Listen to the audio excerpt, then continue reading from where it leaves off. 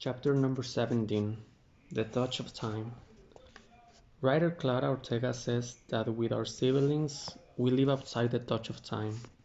To the outside world, we all grew old, she writes, but not to the brothers and sisters.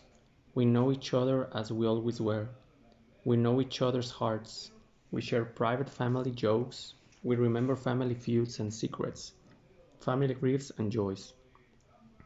Siblings are our life's best witnesses, the ones we argued with, who monopolized the bathroom, and who acted as our mirrors, reflecting back to us the whole picture of the whole of the who we really are, warts and all.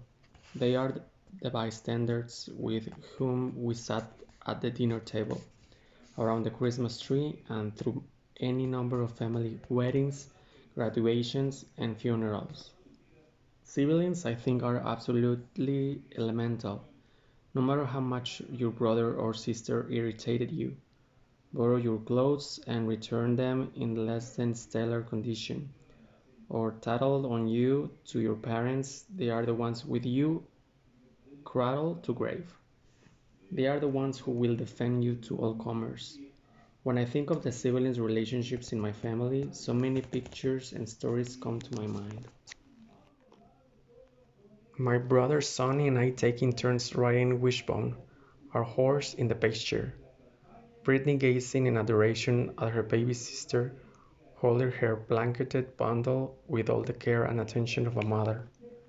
Sandra sizing up the fact that my family would have little or no gifts under our tree one year, calling up Connie's Jewelries in town and authorizing a $500 line of credit for me to buy Christmas gifts.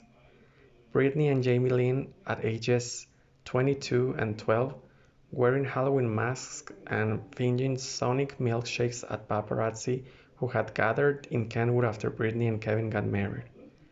Preston and Jaden, uncertainty written all over their innocent faces, clasping hands in the backseat of their mother's car as what seemed like a million flashbulbs went off all around them.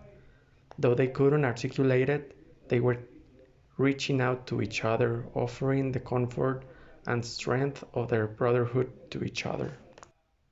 I think of Brian, age 17. On one of the numerous occasions he ratted out one of his little sisters. Once it was Britney. When she was 13, we had a very old truck. Its color something that does not occur in nature. We called it in the Green Lizard. Britney and her cousin, Laura Lynne, were learning to drive. Yes, I know they were 13, but this is the rural South we are talking about. Wide open spaces and hardly any traffic to speak of. The girls were limited to their driveways, or maybe just a small piece of road right by their houses. And always they were have to have a parent in the vehicle with them. That was the rule.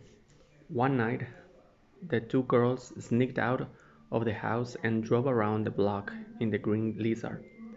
We may never have known about that little escape were it not for the fact that Brian was happy to report it to us.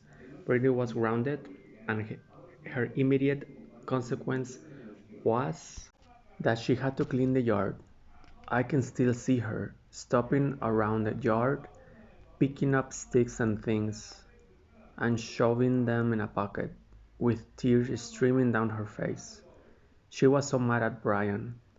Brian may have been gleeful in reporting the incident, but part of his motivation was probably quite good, noble even.